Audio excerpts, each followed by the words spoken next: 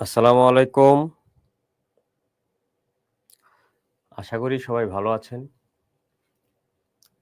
আজকে আমরা আমাদের যে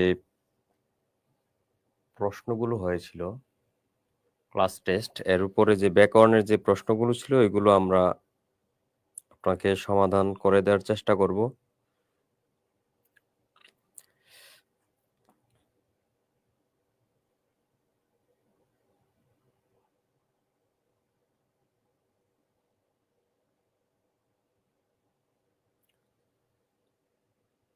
তো আমাদের সাথে যারা যুক্ত হয়েছেন, আপনারা কেমন আছেন?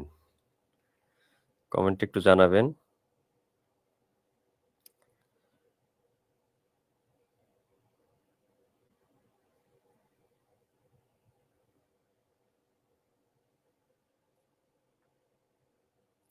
আর যারা আছেন আমাদের লাইভটা পারলে একটু শেয়ার করে দিবেন।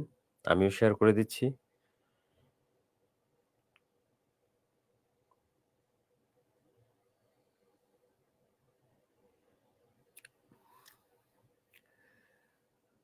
মুকসেদ আলী, ওয়ালাইকুম আসসালাম। আলহামদুলিল্লাহ ভালো আছি। আপনারা কেমন আছেন?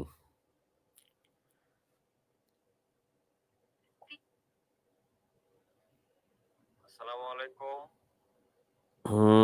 আসাদুজ্জামান আসাদ, ওয়ালাইকুম আসসালাম।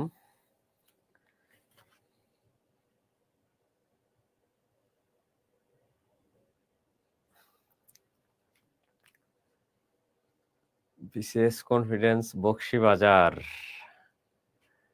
আমাদের খুবই পরিশ্রমী একজন ম্যানেজার আমাদের মিম আপু।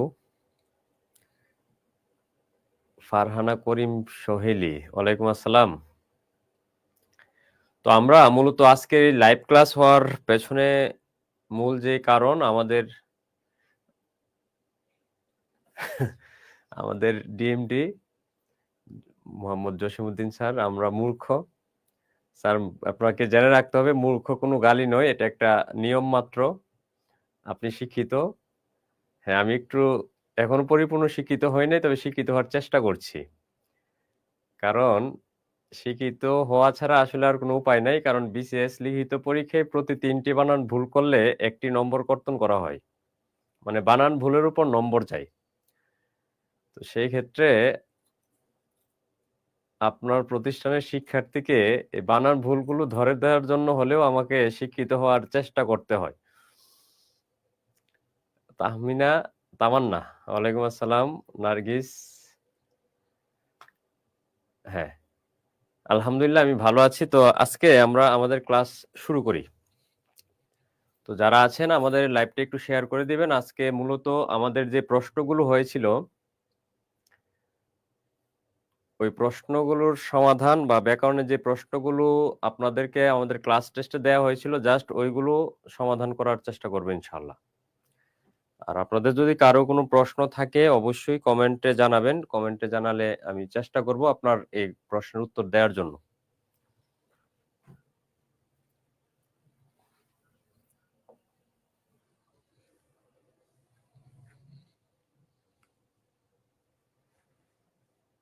আচ্ছা,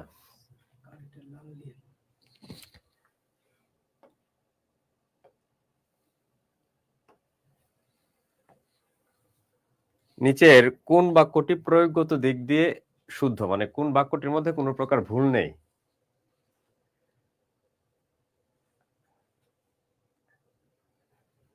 আচ্ছা, কোনো সমস্যা নেই, শিক্ষিত হয়ে যাবেন ম্যাডাম, কোনো সমস্যা নেই। আপনার বকশীবাজার ব্রাঞ্চে সবই ঠিক আছে, শুধু লাইব্রেরিতে মনে হয় লাইব্রেরি বানানটা ভুল ভুল লেখা আছে। লাইব্রেরি বানানে দীর্ঘ ইকার দেয়া আছে, এটা আপনি ঠিক করে নেবেন তাহলেই হবে। আচ্ছা, তাহলে বেগম রোকেয়ার মতো, হ্যাঁ, মতো বানানো কিন্তু ঠিক আছে। দেখেন, এই মতো বানান যদি আপনি এইভাবে লিখেন তখন এটা দিয়ে কিন্তু মতামত বোঝায়, মতামত। আর এই মতো বানান এইভাবে লিখলে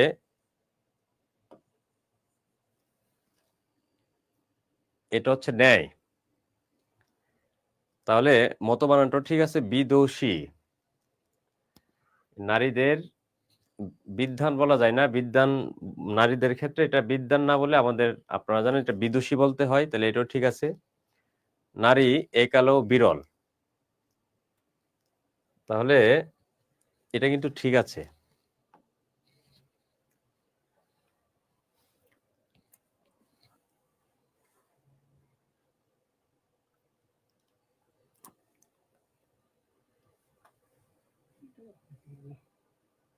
আচ্ছা, তো আমার আগের বক্তা এই বিষয়টি উল্লেখ করেননি। এ জায়গায় একটা ক্ষুদ্র একটা পার্থক্য আছে। এ বিষয় বললেই হয়, আবার বিষয়টি কেন? অন্যান্য এটা নিজেই তো বহুবচন, তাহলে আবার বহুবচন করার প্রয়োজনটা কি? আপনারা জানেন এই অন্যান্য শব্দের অর্থটা কি আসলে? অন্যান্য শব্দের অর্থ হচ্ছে ভিন্ন ভিন্ন। যেমন দেখেন, আমরা যেমন কখনো বলতে পারি না লাল লাল ফুলগুলো, এই লাল লাল ফুল বললেই তো এটা বহুবচন হয়ে যায়, আবার কেন গুলো যুক্ত করলেন? তাহলে ভিন্ন ভিন্ন বললেই তো এটা বহুবচন হয়ে যায়, আবার কেন বহুবচন যুক্ত করলেন? তাহলে এই কাজটা করা যাবে না। যোগদান করেছেন, তো আবার করার জন্য কি? তাহলে যোগদান করার পর আবার করা কেন? আমি যোগদানের জন্য অপেক্ষা করছি এইটুকু বললেই তো হয়। তাহলে আমাদের ১ নম্বর যে প্রশ্নটা ছিল যে আমাদের কোন বাক্যটি প্রয়োগগত দিক থেকে শুদ্ধ, আমরা প্রথম বাক্যটা পেলাম যেটার মধ্যে আসলে কোনো প্রকার ভুল নেই, নির্ভুল। ইনশাআল্লাহ দেখা হবে ফার্মগেট। আচ্ছা, নিচের কোন শব্দটি শুদ্ধ? মানে নিচের কোনটি তদ্ভব শব্দ? আপনারা জানেন এটা নিয়ে কিন্তু একটু বর্তমানের প্রশ্নের আর আগের প্রশ্নের মধ্যে একটু সমস্যা আছে। সমস্যাটা হচ্ছে, আপনারা জানেন আগে যেটা অর্ধতৎসম শব্দ ছিল, বর্তমানে শব্দটি, এই অর্ধতৎসম শব্দগুলো বর্তমানে তদ্ভব শব্দের অন্তর্ভুক্ত। এখন আমরা প্রশ্নের উত্তর কোনটা করব এটা বাছাই করার ক্ষেত্রে কিছু ক্ষেত্রে কিন্তু আমাদের এই প্রশ্নের অপশনগুলো দেখে বুঝতে হবে যে আমাদের প্রশ্নের যেটা আছে এটা কি নতুন পদ্ধতির প্রশ্ন নাকি পুরাতন। এই যে মিরাজ আহমেদ স্যার কচি কচি লাগছে। মিরাজ, আপনাকে জেনে রাখতে হবে যে কচি শব্দটি অনেক একটি দেশি শব্দ, ঠিক আছে? তো যাই হোক, কোনো সমস্যা নাই, কচি কচি লাগছে মানে দুইটাই দেশি শব্দ ব্যবহার করেছেন। Thank you. অনেক স্যার, অনেক মজার, থ্যাংক ইউ। তো যেটা বলতেছিলাম, অনেক সময় আপনাকে এই প্রশ্নটা দেখেও কিন্তু আপনাকে উত্তর করতে হবে যে, বা বুঝতে হবে যে প্রশ্নটা আসলে নতুন পদ্ধতির নাকি পুরাতন পদ্ধতির। না, আলহামদুলিল্লাহ এখন আমি সুস্থ আছি। আমি গত ৪ দিন টানা রাজশাহীতে ক্লাস নিয়ে আজকে সকালে আসছি তো ঢাকায়। যদি অসুস্থ মনে হয় তাহলে এজন্য মনে হতে পারে, কিন্তু আমি আলহামদুলিল্লাহ এখন অনেক সুস্থ। দেখেন, তাহলে আপনি যদি পুরাতন পদ্ধতিতে প্রশ্নটা দেখেন, তাহলে নিচের কোন শব্দটি তদ্ভব শব্দ? আপনারা জানেন পুরাতন পদ্ধতিতে উৎসগতভাবে শব্দ ছিল ৫ প্রকার, এর মধ্যে ছিল তৎসম, অর্ধতৎসম, তদ্ভব, দেশি এবং বিদেশি। তো তার মধ্যে আপনারা জানেন একটি সংস্কৃত শব্দটা ছিল জ্যোৎস্না। এটা থেকে সামান্য পরিবর্তিত হয়ে শব্দটা হয়েছিল অর্ধতৎসম জোছনা।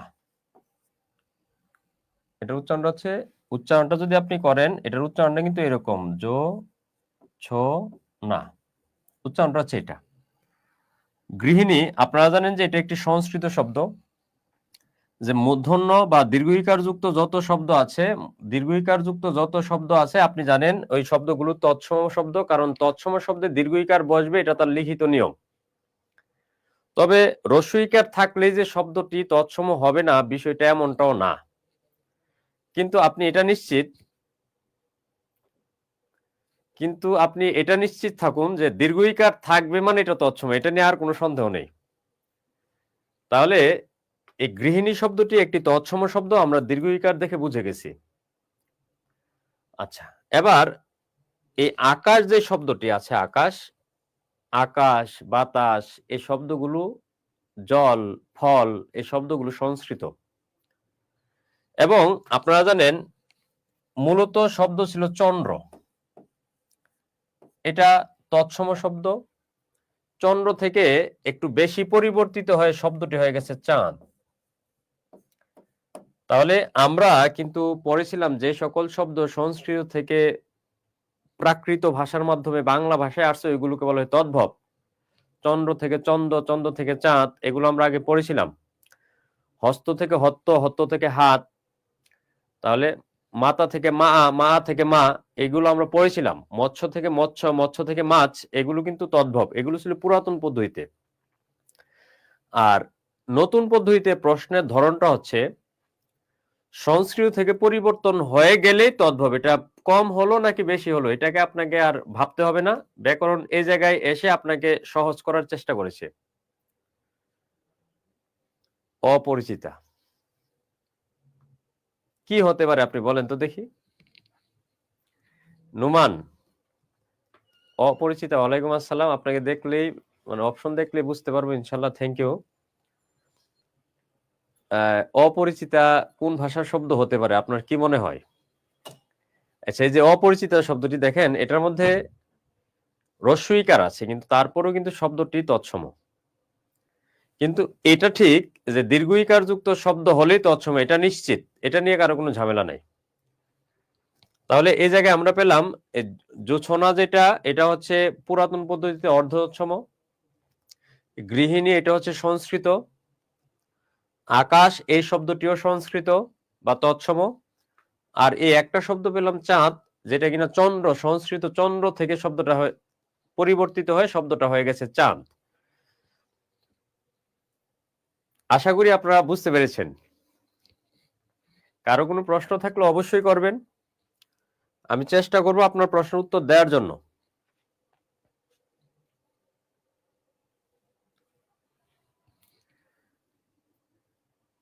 আচ্ছা, এখন নিচের কোন বানানটি শুদ্ধ? চমৎকার, গুড। অবশ্য অপশন যদি না থাকতো, মানে মার্ক করা যদি না থাকতো, আমি আপনাদেরকে অবশ্য বলতাম যে আপনার উত্তরটা করেন। আচ্ছা দেখি, সমস্যা নাই, যেটা শুদ্ধ আছে এটা তো শুদ্ধ জানি, মানে আমরা বুঝে গেছি। দেখি ভুলগুলো কিভাবে আপনারা কারেকশন করতে পারেন কিনা। আচ্ছা কমেন্ট করেন তো এটার শুদ্ধ বানানটা কি হবে।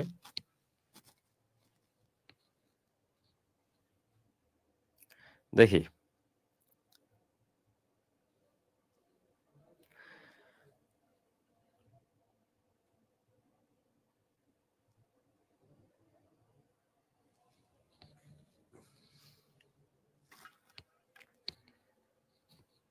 দেখি পারেন কিনা।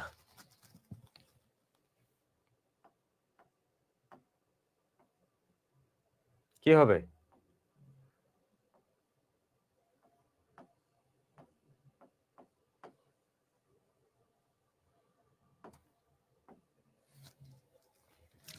মূলত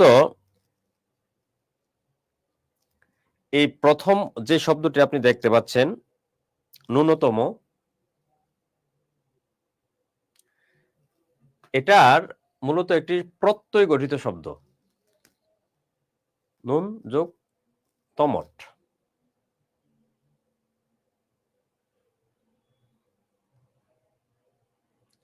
এই যে দেখেন, এই যে ভুল করে ফেলছে কিন্তু হাবিবা, ঠিক আছে। নুমান, এই যে দেলোয়ার, ওই দেলোয়ার অনেকদিন পরে দেখলাম রে। দেলোয়ার সে অনেক ভালো গায়ক, সে আপনাদেরকে মানে আমাদেরকে অনেক গান শুনিয়েছে। আতিকুর রহমান জেসমিন, হয়তো সে বানানটা লিখতে পেরেছে কিন্তু তার কিবোর্ডের সমস্যার কারণে বানানটা ভালোভাবে দেখাচ্ছে না। শামসুন নাহার, বানানটা কিন্তু হয় নাই। রুমানা রুমি, বকশি বাজার, ঠিক আছে।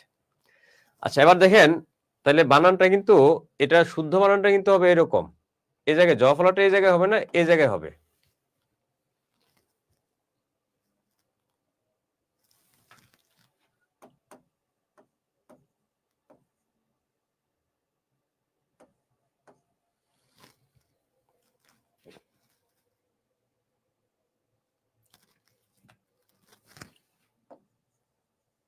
আচ্ছা দেখেন, আপনারা জানেন আমরা দারিদ্র শব্দটা যখন আমরা গঠন করি, দারিদ্র, গুড, আমরা যখন দারিদ্র শব্দটা গঠন করি তখন এই জায়গায় একটা প্রত্যয় যুক্ত হয়ে যায়। প্রত্যয়, প্রত্যয়টা হচ্ছে দরিদ্র যোগ স্নেহ সমান সমান এই শব্দটা হয় দারিদ্র। দারিদ্র বানান এটা শুদ্ধ, অথবা দরিদ্র তার সাথে আমরা যুক্ত করতে পারি তা, দরিদ্র তা। তাহলে আমরা দারিদ্র বলতে পারবো অথবা দরিদ্রতা বলতে পারবো। এছাড়া আমরা এই দারিদ্রতা এটা বলতে পারবো না, কারণ এই দারিদ্র বললেই শব্দটা বিশেষ্য পদ, তা যুক্ত হওয়ার পর আবার শব্দটি বিশেষ্য পদে গঠিত হয়ে যাবে। একই শব্দ ব্যাকরণে বারবার করা যায় না। ওই যে একটু আগে বলেছিলাম লাল লাল ফুলগুলো, এগুলো বলা যাবে না। ঠিক তেমনি ভাবে এক কাজ বারবার করা যায় না বলে আমরা কখনোই জীবনে কখনোই দারিদ্রতা বলতে পারবো না। আর স্বায়ত্ত শাসন যে বানান, এই স মানে হচ্ছে নিজের, এই জায়গায় হচ্ছে আয়ত্ত। এই আয়ত্ত বানান লিখতে গিয়ে তর নিচে ব ফলা নেই, তাহলে স্বর মধ্যে আছে ও, এই জায়গায় আছে আ, উভয় মিলে হবে আকার, শব্দটা হয়ে যাবে স্বায়ত্ত। তার সাথে আমরা যুক্ত করি শাসন, শব্দটা হবে স্বায়ত্ত শাসন। তো এতদ দ্বারা শব্দটি আবার এতদ তার সাথে যুক্ত হবে দ্বারা, তাহলে এ হচ্ছে এতদ, এতদ তার সাথে যদি দ্বারা যুক্ত হয় এ হচ্ছে দ, এ হচ্ছে ব, তার সাথে হলো এ হচ্ছে এতদ দ্বারা, কারণ এটা শুদ্ধ।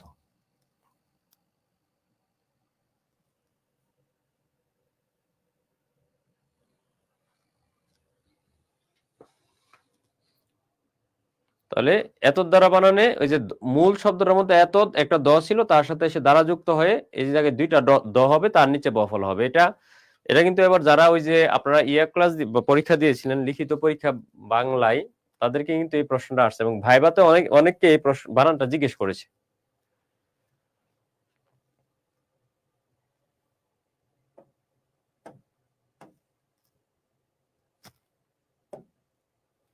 আচ্ছা, তাহলে এই গেল আমাদের এই ৬৮ নম্বর প্রশ্নের উত্তর। এখন দেখেন নিচের কোন বাক্যটি শুদ্ধ। এর মানে শুদ্ধ একটা বাক্য হলে বাকিগুলো কিন্তু ভুল। কোথায় ভুল, এই ভুলগুলো আমরা দেখব। দেখলে এটা আপনার একটার সাথে অনেকগুলো আপনার জানা হয়ে যাবে। তাহলে ছেলেটি ভয়ানক মেধাবী, ভয়ানক শব্দটা তো নেগেটিভ, তো ভয়ানক মেধাবী কেন বলবেন? সে মেধাবী ছেলে, মানে একটা ভালো পজিটিভ অর্থ দিলে এই জায়গায় এমন একটা বিশেষণ বসাবেন যেটা পজিটিভ, অত্যন্ত মেধাবী বলতে পারেন। আপনি ভয়ানক কেন বললেন?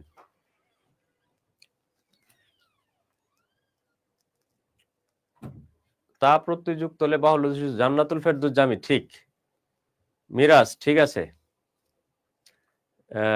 নুমান আতিউর রহমান অসাধারণ মেধাবী, ঠিক আছে, কিন্তু নেগেটিভ শব্দ ব্যবহার করতে পারবেন না। গীতাঞ্জলি, গীতাঞ্জলি বানান, হাই রে কতবার যে বলছি। এই যে জলি আছে, জলি, গীতাঞ্জলি, এই গীতাঞ্জলি বানান লিখতে হবে রস্বইকার দিয়ে। বিদ্যান,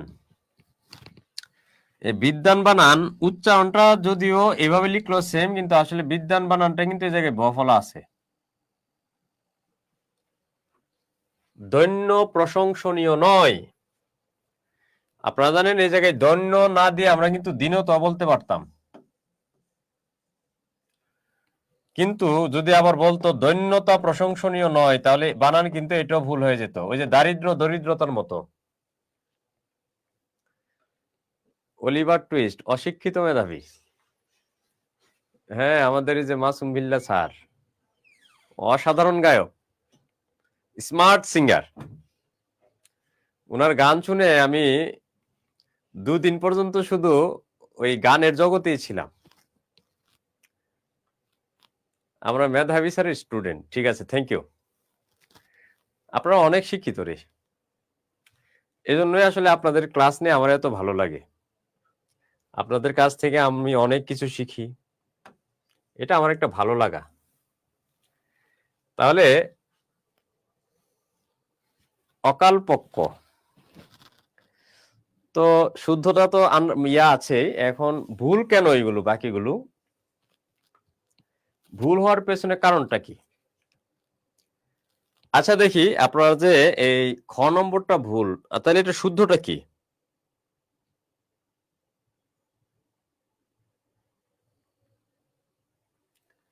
খ নম্বরটা ভুল, তাহলে এটা শুদ্ধটা কি আসলে?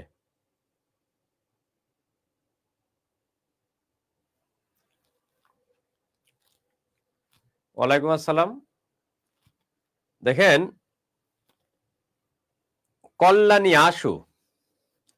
মজার বিষয় হচ্ছে এগুলো যখন আমরা বলি, অনলাইনে এগুলো বলা যাবে না সাদিয়া আফরিন। অনলাইনে তো আর সবাই আমাদের স্টুডেন্ট না, ক্লাসের পরিবেশ তো সবাই বুঝবে না। তো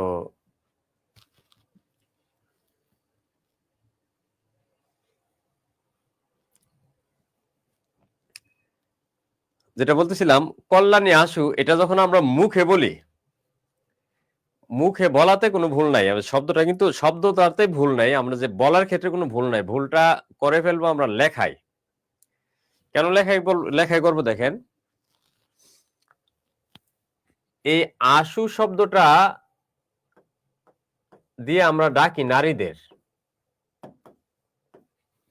নারীদের সম্বোধনের ক্ষেত্রে, তাদের ডাকাডাকি করার ক্ষেত্রে আমরা বলি আশু। এ আ তার সাথে দন্ত স। আর যখন পুরুষদেরকে ডাকবো, তাহলে পুরুষদেরকে ডাকার ক্ষেত্রে আমরা বলি এসু। এটা আমরা ডাকবো পুরুষদের।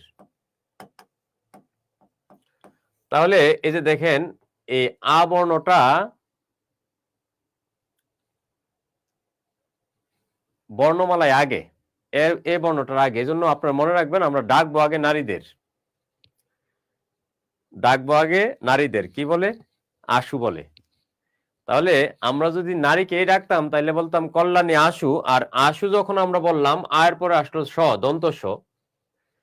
তাহলে এই জায়গায় দন্ত স দিলে হয়ে যেত।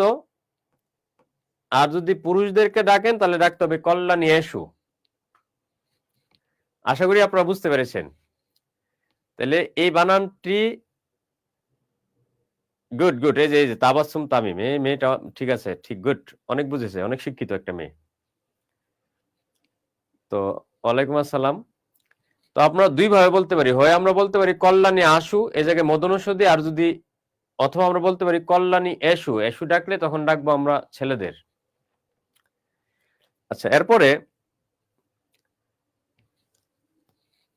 সম্বলিত। আচ্ছা বলেন তো দেখি, এটা ভুলটা কোথায়?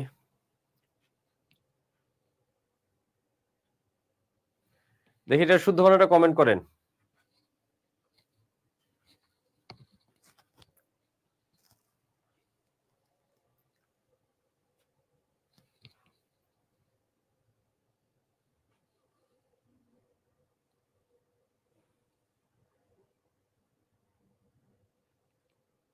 দেখি। তাইলে এটা আসলে ম দিয়ে না হয়ে শব্দটা এই তো, গুড। Oliver twist. সম্মিলিত। হ্যাঁ, আপনি যদি সম্মিলিত বলেন তাহলে হতো। ঠিক আছে, গুড।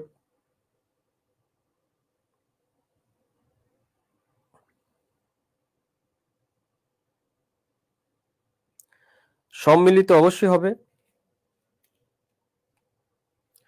তাহলে আবার এই বানানটাও এভাবে হবে, মর জায়গায় অনুসার দিয়ে বানানটা আলাদা করে দিলে হবে। আচ্ছা, এবার এটাতে আসেন, বলেন এটা ভুলটা কোথায়? আশা করি পারবেন, অনেকেই পারবেন এটা। দেখি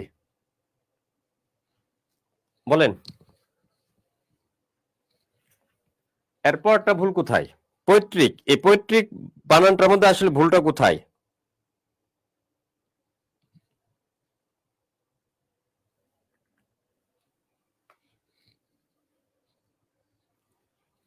এই বানানটা একটা মানে চমৎকার একটা ভিন্নধর্মী একটা বানান। পিতৃ তার সাথে প্রত্যয়টা যুক্ত হয়েছে ইক।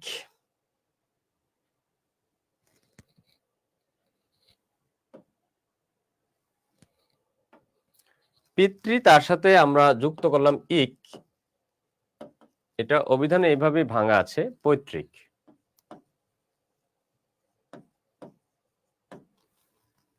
তাহলে এই বানানটা হচ্ছে শুদ্ধ। আশা করি বুঝতে পেরেছেন।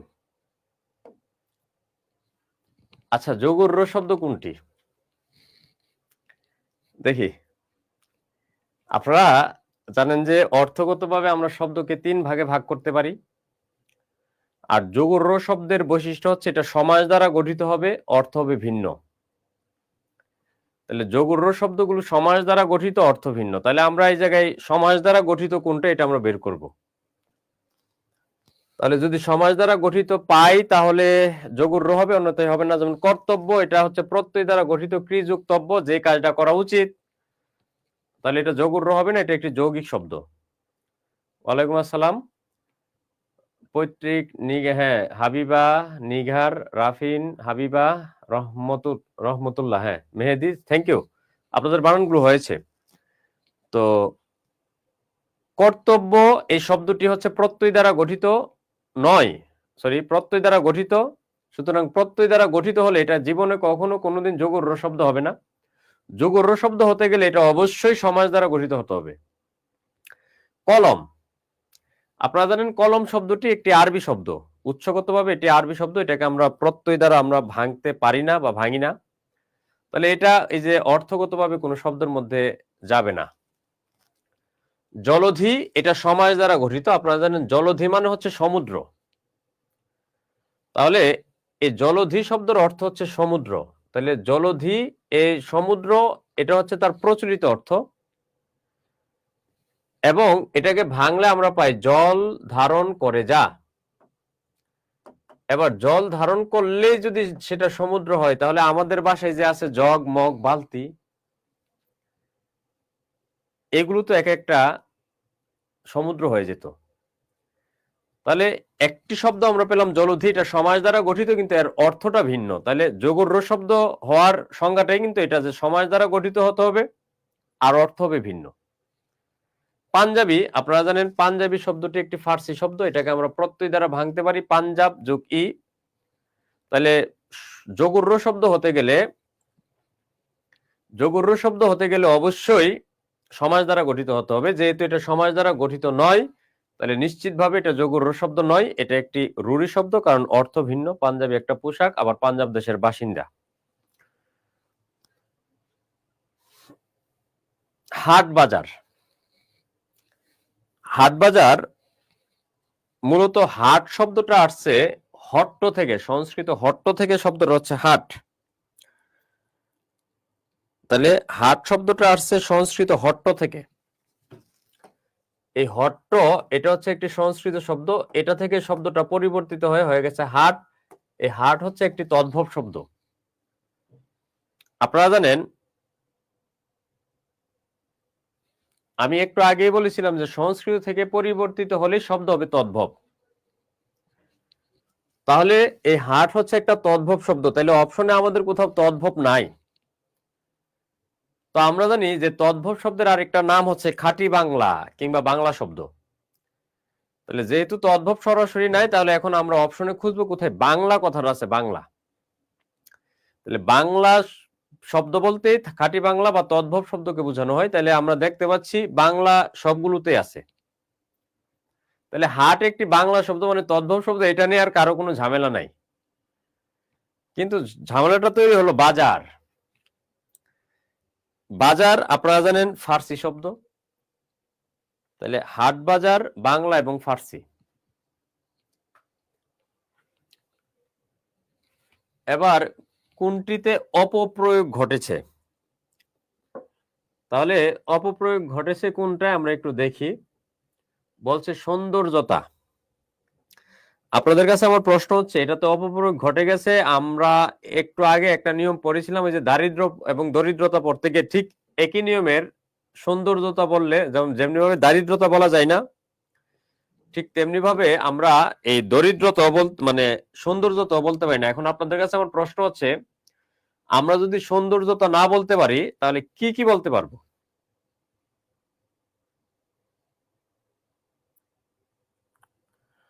আমরা যদি সৌন্দর্যতা না বলতে পারি তাহলে কি কি বলতে পারবো?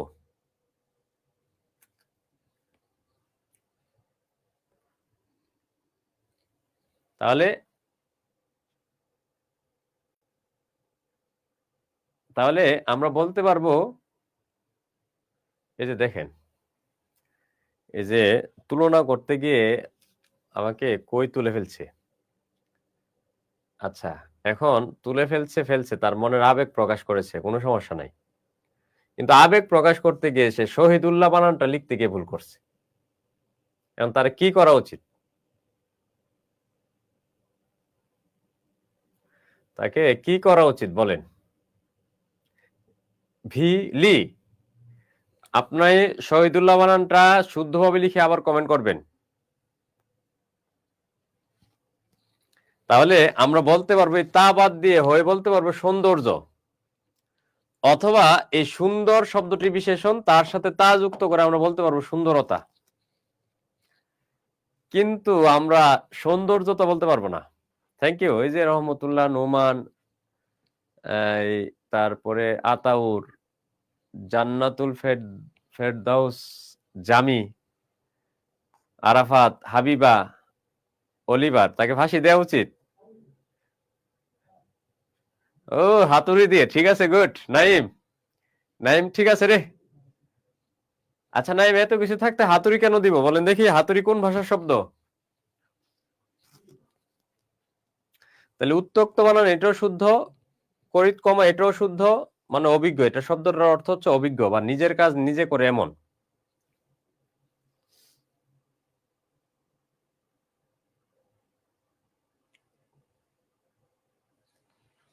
তাহলে পরিত্যাজ্য বানান তো শুদ্ধ হয়ে আছে। মুচ লেকা,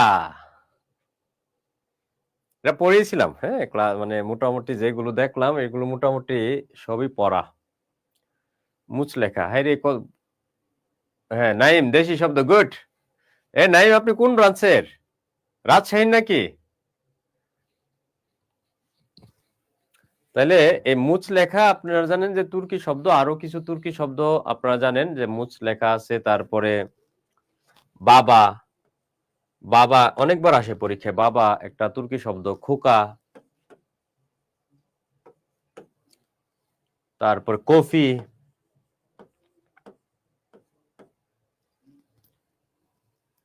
তারপরে এই যে নামের শেষে আমরা খান যুক্ত করি, খান, বাহাদুর, বেগম, কুলি, বাবুর্চি,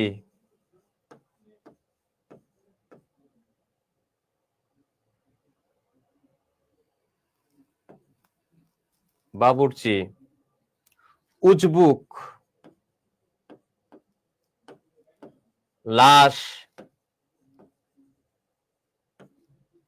খাতুন, চাকু, কাঁচি, তোপ, কাবু, কাবু তো মানে লিখছি। তাহলে অনলাইন ব্যাচ, নাইম, ঠিক আছে, থ্যাংক ইউ। তাহলে এগুলো হচ্ছে উজবুক শব্দের অর্থ হচ্ছে বোকা। এই উজবুক শব্দের অর্থ হচ্ছে বোকা। আবার এই বোকা শব্দটি কিন্তু দেশি শব্দ।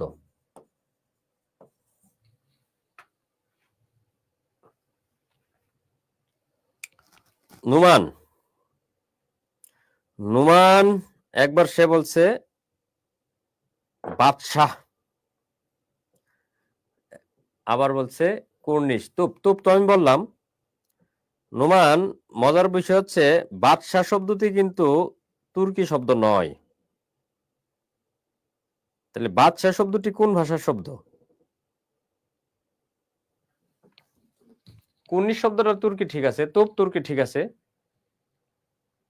উরে ওরে বাল উরে বাট পার সুদর্শন রোবট, রোবট কমেন্ট করতে পারে? হায় আল্লাহ, দিন এত আপডেট হয়ে গেল। রোবটরা এসে আমার ক্লাস করে, ঠিক আছে। কর্নেল এটা বিদেশি শব্দ, আপনারা জানেন বিদেশি শব্দে জীবনে কোনোদিন মূর্ধন্য হয় না। এই মূর্ধন্য বরাদ্দ কার জন্য? সংস্কৃত শব্দের জন্য। আর বাকি যে তিনটা শব্দ আপনি দেখতে পাচ্ছেন, মানব না, আমরা তো কর্নেলে আছি। প্রজ্জ্বল, এটা সন্ধি নিয়মে গঠিত, প্রযোগ উজ্জ্বল, প্রজ্জ্বল। বাদশা ফার্সি শব্দ, ঠিক আছে। অলিভার টুইস্ট, ঠিক আছে। তো অলিভার টুইস্ট না, তার নাম হচ্ছে সাখাওয়াত। তো আপনারা জানেন এই কর্নেল বানান বিদেশি শব্দ হওয়ার কারণে এটা মূর্ধন্য নয়, দন্তন্য হবে, বাকি বানানগুলো শুদ্ধ আছে। নিচের কোনটি দেশি শব্দ? কয়লা। আবার এই কয়লা মানে এইভাবে লিখলো, এটাও কিন্তু দেশি শব্দ হয়ে যেত।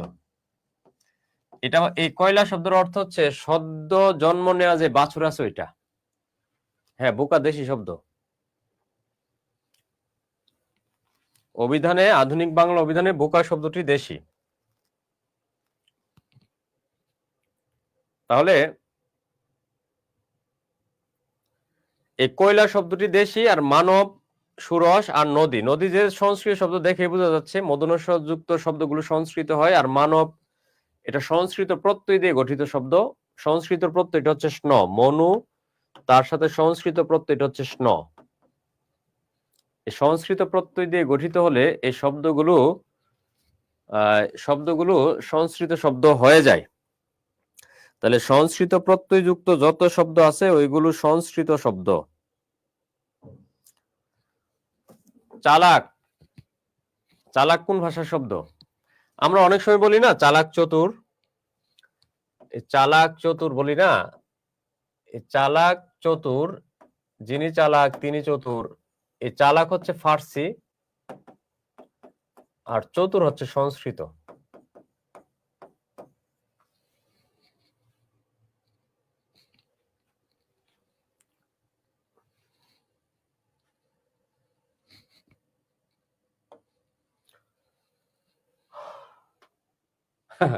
নিচের কোনটি ভুল? মুহূর্ত, হ্যাঁ। বাল্মীকি, মনমোহন, স্বাতন্ত্র। স্বাতন্ত্র, এই স্বাতন্ত্র বানানটাও কিন্তু এই যে দারিদ্র যে নিয়মে, মূল শব্দ ছিল স্বতন্ত্র, তার সাথে যুক্ত হবে স্নেহ। এই স্বতন্ত্র তার সাথে স্নেহ যুক্ত হয়ে শব্দটা হয় স্বাতন্ত্র। এটা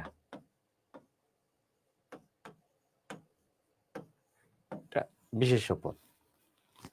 বাল্মীকি জানেন একটা মনীষী আছে, এই বাল্মীকি, ওনার নাম কিন্তু আসলে প্রকৃতপক্ষেই মানে বাল্মীকি ছিল না। তো ওনার নাম ছিল রত্নাকর। উনি রাজপথে যে যাইতো তার কাছ থেকে ডাকাতি করত। এটা আমার মতো করে কাহিনীটা বলি। তো রাজপথে যে যাইতো তার কাছ থেকে ডাকাতি করতে, একদিন ওই রাজপথ দিয়ে যাইতেছিল নারদ। নারদকে আপনারা চিনবেন, যে আপনি যদি রামায়ণ, মহাভারত কিংবা ওই শ্রী ওই জাতীয় সনাতন ধর্মের পর্বগুলো দেখেন, তখন দেখবেন যে একটা ব্যক্তি আছে যে কিনা সারাক্ষণই বলে নারায়ণ নারায়ণ। ওই ব্যক্তিরা ছিল নারদ। উনি যাচ্ছিল, তো উনি যাওয়ার সময় উনাকে এই বাল্মীকি ধরলো। উনি তখন তো আর বাল্মীকি না, তখন নামটা ছিল রত্নাকর। ধরার পর বলতেছে তোর কাছে কি আছে সব দে। তো বাল্মীকি বলল, মানে রত্নাকর বলল, ঠিক আছে ধরলি যেহেতু নিয়ে যাবি, নিয়ে যাওয়ার আগে প্রশ্নের উত্তর দে। কি প্রশ্ন?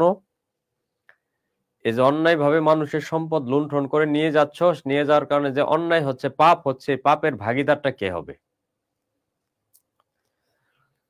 তো রত্নাকর একটু দাম্ভিকতার সাথে বা একটু আত্মবিশ্বাসের সাথেই বলো, মানে মনে করেন উত্তর দিল যে অন্যায় করে তো আর আমি, বা ডাকাতি করে তো আর আমি সম্পদগুলো একা খাচ্ছি না, আমি আমার পরিবারকে নিয়ে এই এই অন্যায়ের টাকাগুলো বা লুণ্ঠিত অর্থগুলো আমি ব্যয় করছি, ভোগ করছি। তাহলে পাপ যদি হয় তাহলে আমরা মিলেমিশে নিব।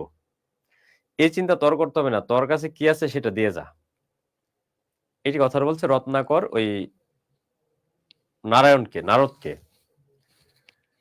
তো নারদ বলল, ঠিক আছে ধরছিস যেহেতু নিয়ে তো যাবি, নিয়ে যাওয়ার আগে তুই এটা আগে উত্তর দে, তোর পাপের ভাগীদার কি তোর পরিবার হবে? এবার এই প্রশ্ন করার পর এবার কিন্তু এই রত্নাকর সে একটু চিন্তিত হয়ে গেল। চিন্তিত হওয়ার পর সে বলতেছে, আচ্ছা আমার এখনই ইচ্ছা হচ্ছে আমি তোকে মেরে ফেলি, তবে মেরে ফেলার আগে আমার মনের মধ্যে জানার অনেক স্বাদ জেগে গেছে। আজ এই যে আমি সম্পদগুলো লুণ্ঠন করে নিয়ে তাদেরকে দিচ্ছি বা ভরণ পোষণ করছি, এই যে পাপ হচ্ছে, পাপের ভাগীদার এরা হবে কিনা এটা জানার জন্য আমার মনের মধ্যে অনেক স্বাদ জেগে গেছে। তবে জেনে রাখ, যদি এরা পাপের ভাগীদার হয় তাহলে এসে তোর সাথে কোনো প্রকার কথা না বলেই তোকে আমরা মেরে ফেলবো। তো এই কথা বলছে ঠিক আছে তুই যা। তো এই কথা শুনে এবার নারদ দৌড়ে চলে গেল তার স্ত্রীর কাছে। স্ত্রীকে জিজ্ঞেস করলো, আচ্ছা এই যে অন্যায় ভাবে মানুষের সম্পদগুলো লুণ্ঠন করছি, লুণ্ঠন করার কারণে যে পাপ হচ্ছে, এই পাপের ভাগীদার কি তুমি হবা? এবার তাকে স্ত্রী উত্তর দিল যে আমি অগ্নি দেবতাকে সাক্ষী রেখে এই প্রতিজ্ঞা করে আসছি, বিপদে আপদে সুখে দুঃখে আপনার পাশে থাকবো, আপনার হাত কখনো আমি ছেড়ে যাব না। তবে আমি এই প্রতিজ্ঞা করে আসি নাই যে আপনার পাপের ভাগীদার আমি হব। তো এই প্রশ্ন উত্তর পাওয়ার পর সে একটু মর্মাহত হলো, আশাহত হলো। হওয়ার পর সে দৌড়ে চলে গেল নারদের কাছে। নারদের কাছে যাওয়ার পর এবার বলতেছে, আচ্ছা আমার এই পাপ মোচন করতে গেলে আমাকে কি করতে হবে, এর একটা উপায় তুমি বলে দাও। তখন ওই নারদ বললে, এক কাজ কর, তুই রামায়ণ রামায়ণ জপতে থাক। শেখ রিয়াদ, রুবাইয়া, বৃষ্টি, ওয়ালাইকুম আসসালাম। তো শুরুতে তার মুখ থেকে রাম শব্দটা আসতো না, তার মুখ থেকে আসতো মরা। তো এক পর্যায়ে সে রাম রাম জপতে থাকলো। যখন রাম রাম জপতে থাকলো তখন তার চারপাশে এসে উইপোকা বাসা বেঁধে ফেলছে। তো উইপোকার বাসাকে সংস্কৃত মানে দেখতে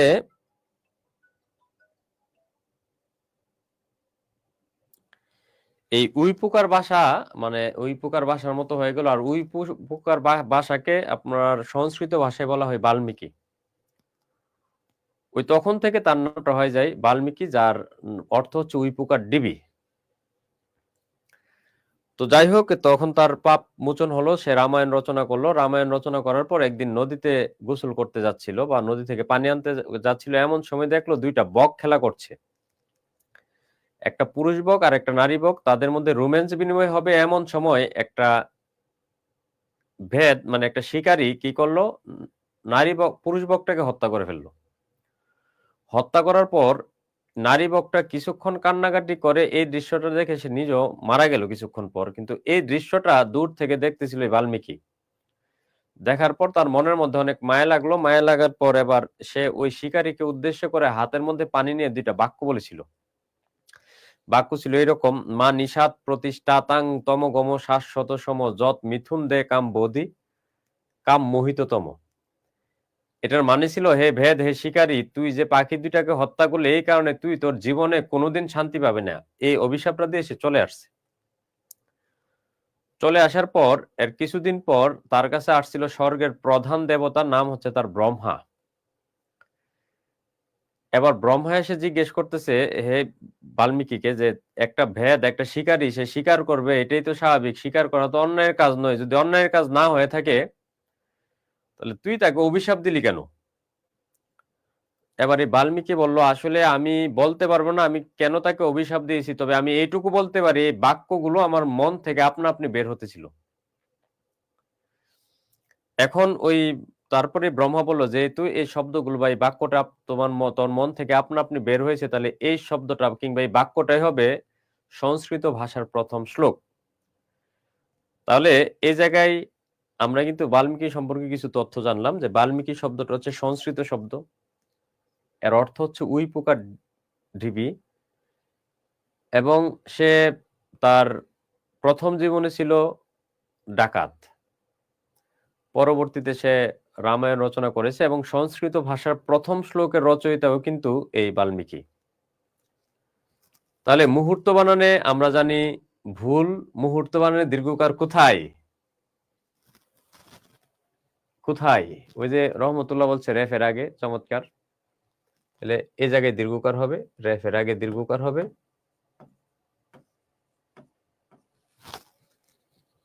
গুড।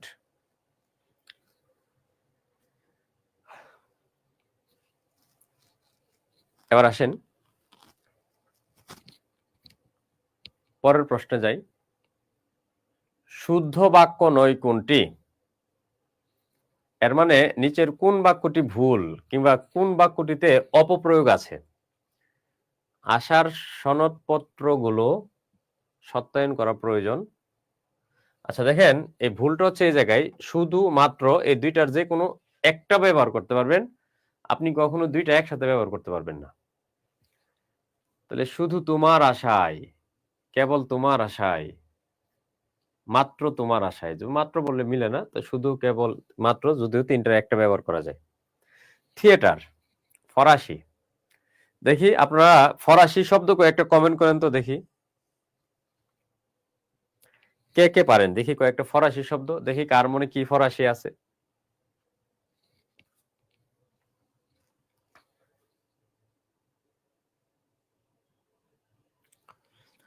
দেখি এক দুইটা ফরাসি শব্দ কমেন্ট করেন তো। জান্নাতুল, আপনার বানানটা কিন্তু হয় নাই। মুহূর্ত বানানে এই যে দীর্ঘকার হচ্ছে, এটা আপনি মনে রাখতে পারেন, এই যে রেফের আগের বর্ণে দীর্ঘকার হয়েছে। ফরাসি, রেস্তোরা, হ্যাঁ। সুদর্শন রোবট, রেস্তোরা বানানে রার উপরে একটা চাঁদ আছে। বাজার তো ফার্সি। এই ফার্সি হচ্ছে ইরানের, ফার্সি হচ্ছে ইরানের ভাষার নাম হচ্ছে ফার্সি, আর ফরাসি হচ্ছে ফ্রান্সের। তাহলে দেখি কয়েকটা,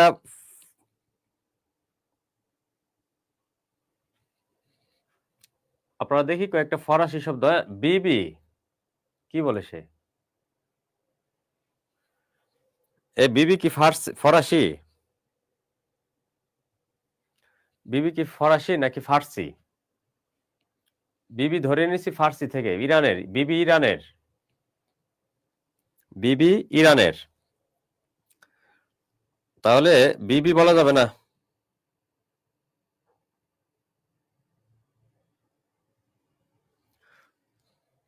ক্যাফে, হ্যাঁ ক্যাফে ঠিক আছে, ক্যাফে বলা যাবে। ক্যাফে হচ্ছে ফরাসি, ক্যাফে। দেখি আরেক দুটা বলেন দেখি, এরপর আমি কয়েকটা লিখে দিব।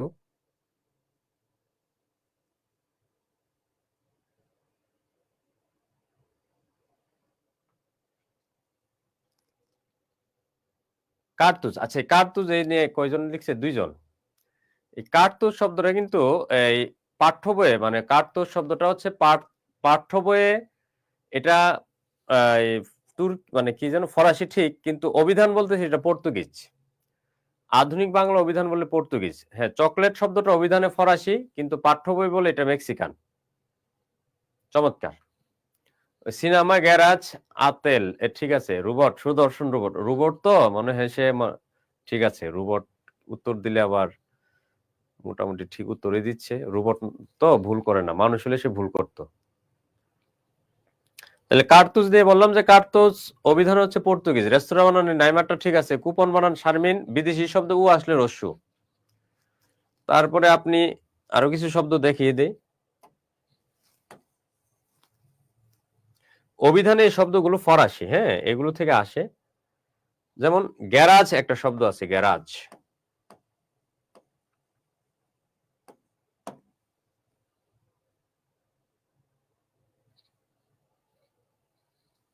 Depot. Cocktail. Concert.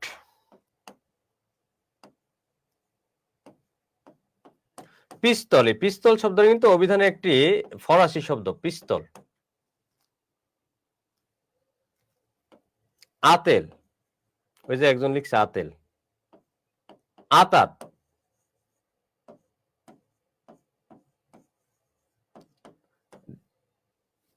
Rocket. Rifle.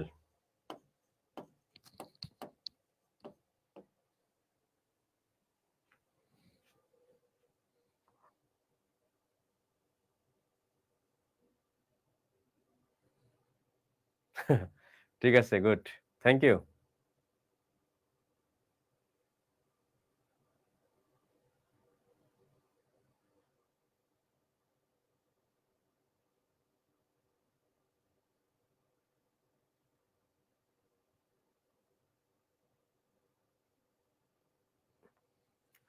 তাহলে আরো আছে, সিগারেট, সিনেমা, পাউডার, রেনেসাস, রেস্তোরাঁ। রেস্তোরাঁ আপনারা লিখছেন, আমি আর লিখি নাই।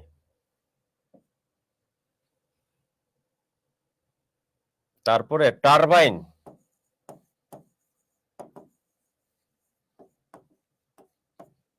টয়লেট। এই টয়লেট শব্দটা কিন্তু একটি ফরাসি শব্দ।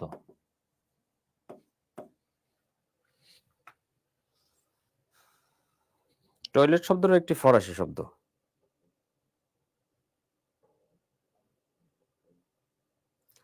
ওই আরেকজন লিখছে চমৎকার, pension. Good, good, good, pension. চমৎকার, থ্যাংক ইউ। আবার রোবট লিখছে বোরজুয়া, মানে বোরজুয়া। রোবট একটা শিক্ষিত রোবট।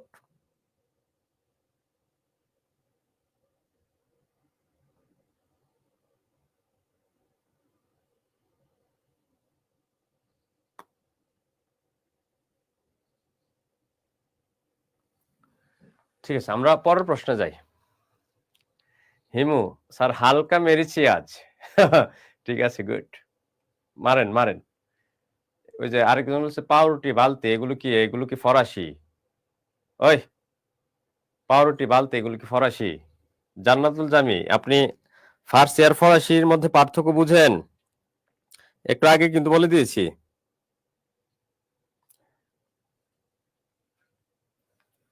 আচ্ছা, পরের প্রশ্নে যাই। আপনি যেগুলো বলছেন যে বালতি, এগুলো কি ফরাসি? ফার্সি। ফার্সি শব্দ তো ইরানের। বাংলা ভাষার মৌলিক স্বরধ্বনি কয়টি? আপনারা সবাই জানেন মৌলিক স্বরধ্বনি হচ্ছে 7টি। তাহলে মৌলিক স্বরধ্বনি বলুক আর স্বরধ্বনি বলুক, উত্তর হবে 7টি। কিন্তু আপনারা জানেন বাংলা ভাষার মৌলিক যদি স্বরবর্ণ বলে ফেলতো, স্বরবর্ণ, তখন উত্তর হতো 6টি। তাহলে বাংলা ভাষার মৌলিক স্বরধ্বনি মানে হচ্ছে 7টি, কিন্তু বাংলা যদি বলা হইতো যে মৌলিক স্বরবর্ণ কয়টি, তাহলে স্বরবর্ণ বললে হইতো মৌলিক স্বরবর্ণ হচ্ছে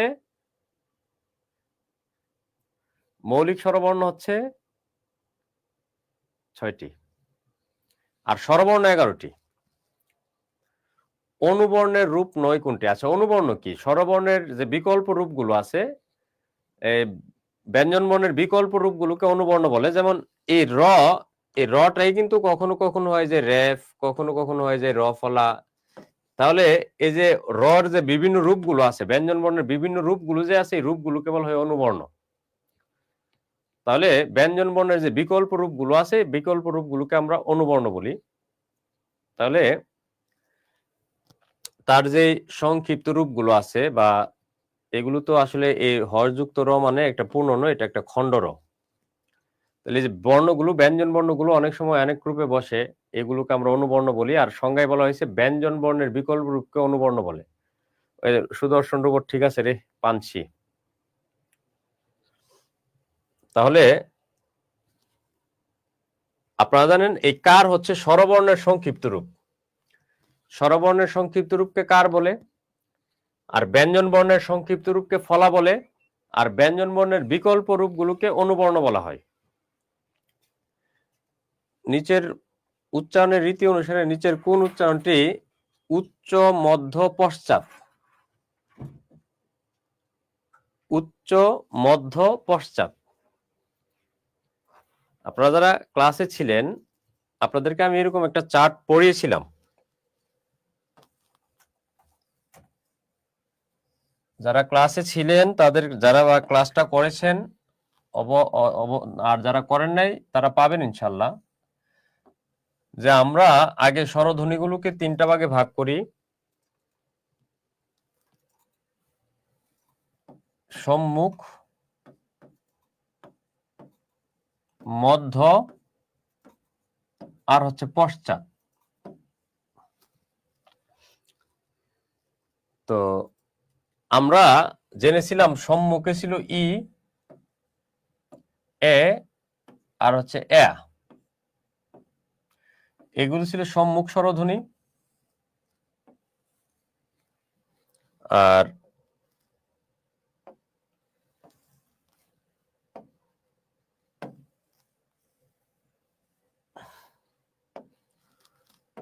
সবার শেষে মাঝে রেখেছিলাম আ।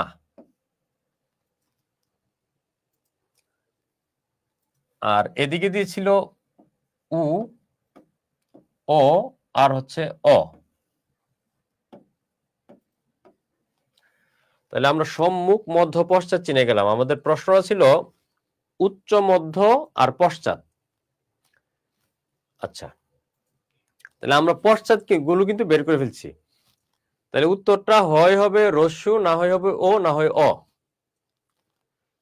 আবার এগুলোকে আমরা জীবের অবস্থান অনুসারে 4টা ভাগে ভাগ করেছিলাম। আপনাদের নিশ্চয়ই মনে আছে, জীবের অবস্থান অনুসারে এগুলো 4 প্রকার ছিল। একদম উপরে যেটা ছিল এটা ছিল উচ্চ, আর একদম নিচে যেটা ছিল এটা ছিল নিম্ন। এই উচ্চ এবং নিম্নের মাঝে যেগুলো ছিল এগুলো মধ্য। এটা ছিল উচ্চ মধ্য, আর এটা ছিল নিম্ন মধ্য। তাহলে এটুকু জানলে কিন্তু আমরা আমাদের এই প্রশ্ন উত্তরটা পেরে যাচ্ছি। তো আমাদেরকে প্রশ্ন করেছে নিচের কোনটি উচ্চ মধ্য। এই যে উচ্চ মধ্য, উচ্চ মধ্যের মধ্যে আছে এ অথবা ও। উচ্চ মধ্য বলে আবার তারা থেমে যায় নাই, বলছে পশ্চাৎ। তাহলে পশ্চাতের মধ্যে আছে ও। তাহলে আমাদের উত্তরটা হবে ও। এটা আপনারা যারা ক্লাসে ছিলেন, এই 4টা আমি আপনাদেরকে আয়ত্ত করিয়েছিলাম।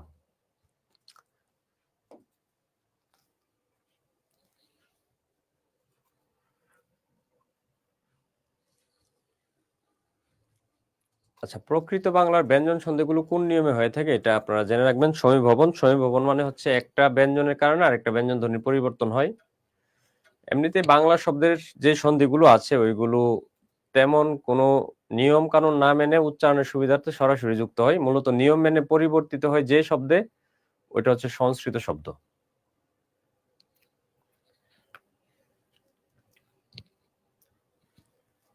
আচ্ছা, এবার আসেন দ্বৈপায়ন। এই উত্তরটা ভুল দেয়া আছে এই জায়গায়। দ্বৈপায়নের মূলত এটা প্রত্যয় গঠিত শব্দ।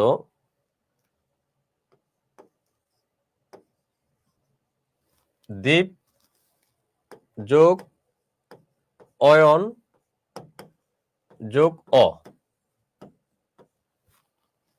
মূলত এই দ্বৈপায়ন যে শব্দটা আছে এটার ভাঙাটা হচ্ছে এরকম: দ্বীপ যোগ অয়ন যোগ অ। কিন্তু এই অপ্রত্যয়টা যখন যুক্ত হয় অ, দেখেন আমাদেরকে কিন্তু যদি শুধু দ্বীপ যোগ অয়ন বলতাম, একটু ইয়া করেন তো, 1 মিনিট। হ্যাঁ,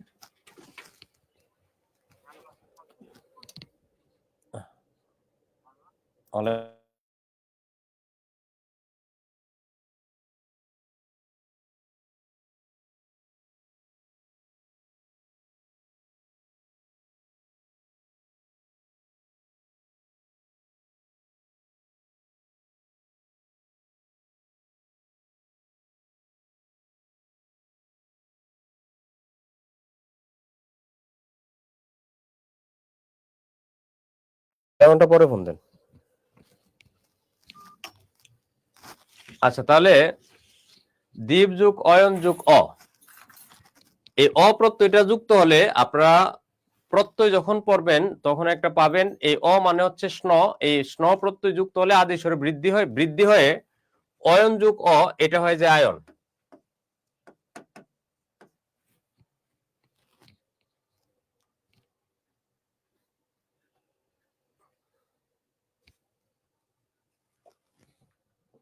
তাহলে দীপ যুগ আয়ন। শব্দার্থ আসছে, শব্দার্থগুলো তো আর কিছু বলার নেই। আচ্ছা, দেখি আপনারা এই শব্দটার উচ্চারণটা কি হবে, এটা উচ্চারণটা লিখেন তো কমেন্টে, দেখি কারা কারা পারেন। শব্দটার উচ্চারণটা লিখেন।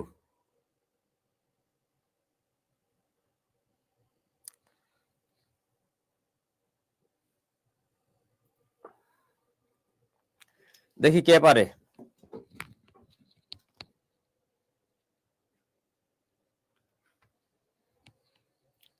এই শব্দটার উচ্চারণটা কি হবে দেখি। শীতকর নাকি কি হবে? শীত করো। ওই যে দেখেন ফারহানা করিম সহেলি, শীত করো। ঠিকই আছে। দেখি আর কার কার আছে, দেখি কে পারেন, কার বানানটা মানে উচ্চারণটা শুদ্ধ হয়।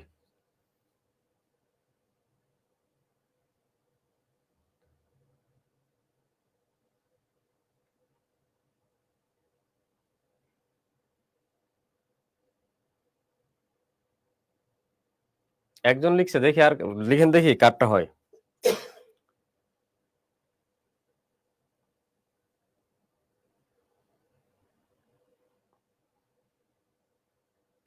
হাবিবা, শীতকর। এই তো দেখেন আস্তে আস্তে ভাষাবিদ বের হচ্ছে। নুসরাত, শীত যুগ আকার। গুড, চমৎকার চমৎকার, গুড গুড।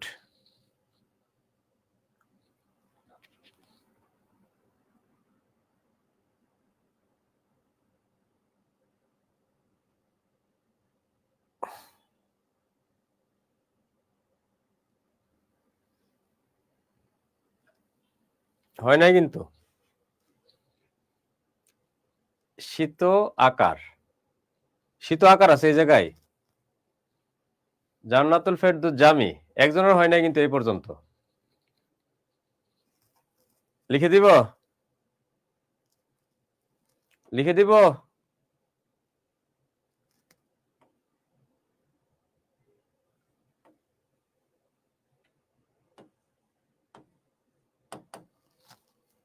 শীতকর, এই শীতকর শব্দের অর্থ হচ্ছে চন্দ্র, চন্দ্র।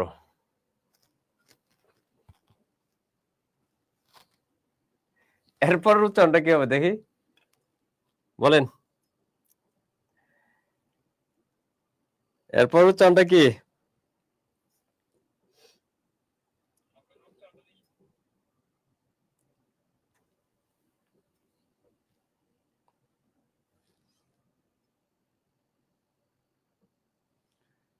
দেখি কেউ পারে কিনা।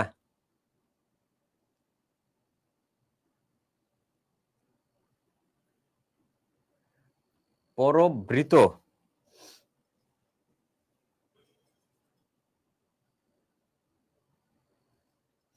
পরব কি লিখছে সে?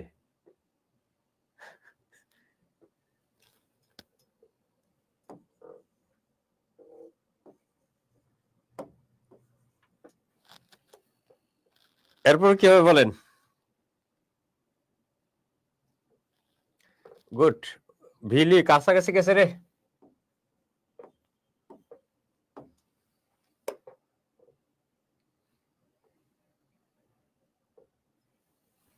এটা হবে এটা। আসলে শুনেন, এই মুখ এটা আমরা উচ্চারণ করি, ঠিক আছে মুখ, কিন্তু এর সাথে যখন আমরা চন্দ্র যুক্ত করি তখন উচ্চারণটা এই খর শেষ বর্ণে যে অটা ছিল অর উচ্চারণটা হয় ওর মতো, উচ্চারণটা হয় মুখচন্দ্র। আচ্ছা দেখেন, এ হচ্ছে বিষ, তার সাথে আমরা যুক্ত করলাম বৃক্ষ, উচ্চারণটা হবে বিষবৃক্ষ। সারা জীবন ভুল পড়েছেন, বলেন দেখি এটার উচ্চারণটা কি হবে?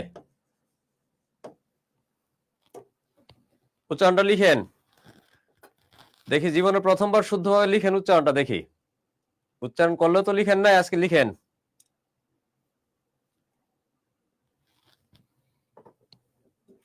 কি হবে এটার উচ্চারণ? মেঘনাথ নাকি মেঘনাথ?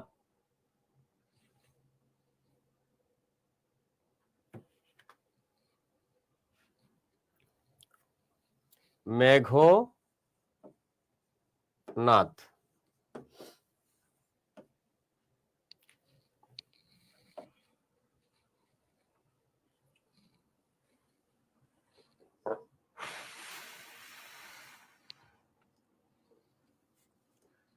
মেঘনাথ, ওই আরেকজন লিখছে নাথ। ওরে ফারহানা করিম সোহেলি, হালকা মেরেছি আজ। কি এ সোহেলি, আপনি কোন ব্রাঞ্চের?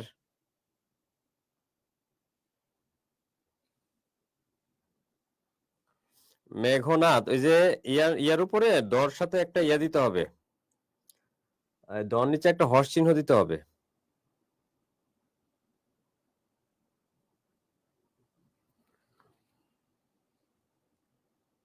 ওই যে আরেকজন লিখছে মেঘ, ওই যে জান্নাত, এটা হয়েছে, এটা এটা হয়েছে, এটা এখন তো দেওয়া উচিত মাথায় গিয়ে হাতুড়ি দিয়ে। মেঘনাথ।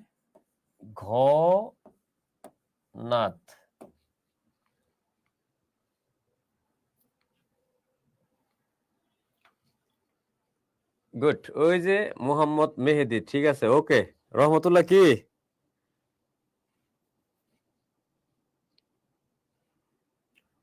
অবার্চিন। অবার্চিন অর্থ কি বলেন তো? অবার্চিন অর্থ কি?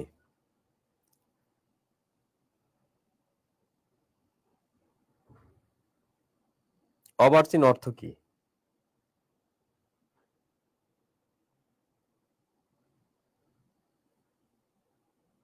ইয়েস, ইয়েস, ইয়েস, ঠিক আছে মেহেদি, ইয়েস, থ্যাংক ইউ। তাহলে অবার্চিন শব্দের অর্থ হচ্ছে আধুনিক।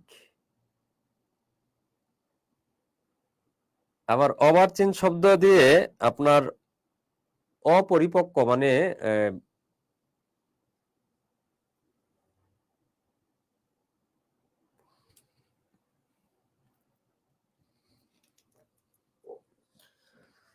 তাহলে অপরিণত বয়স্ক, অপরিপক্ক, বুদ্ধি একটু কম, এই জাতীয় অর্থ প্রকাশ করে আর কি। এর আরেকটা অর্থ হচ্ছে আধুনিক, তাহলে এর বিপরীত শব্দ হচ্ছে প্রাচীন। রুনাজারি, কান্না।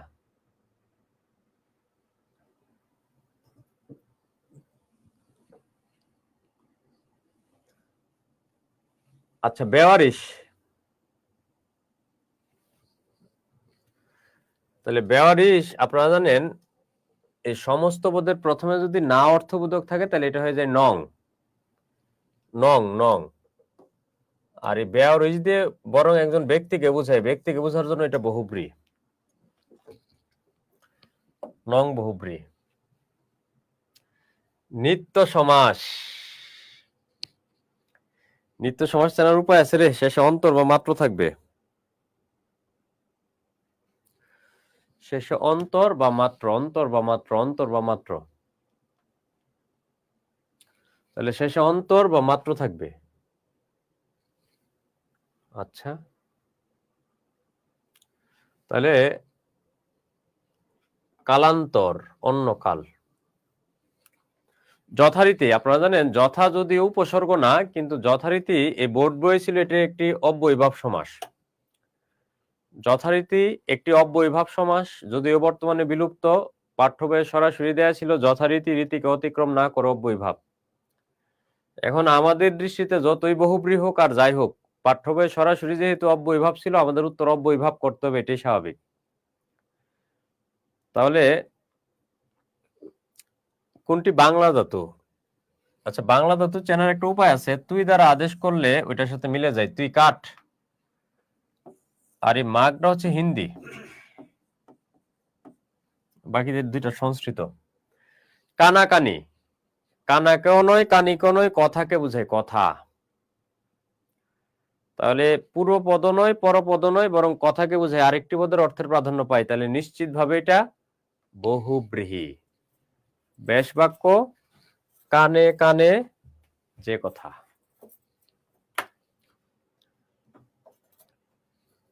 কারো কোনো প্রশ্ন আছে? আমাদের সম্ভবত আর নাই প্রশ্ন। তো অনেকক্ষণ আমার সাথে ছিলেন, সবাইকে অসংখ্য অসংখ্য অসংখ্য, যদিও অসংখ্য এতবার বলা ঠিক না, অসংখ্য ধন্যবাদ। না, কারো কোনো প্রশ্ন আছে কিনা দেখি। তো সবাই ভালো থাকবেন, সুস্থ থাকবেন, ইনশাল্লাহ আবার দেখা হবে। Thank you.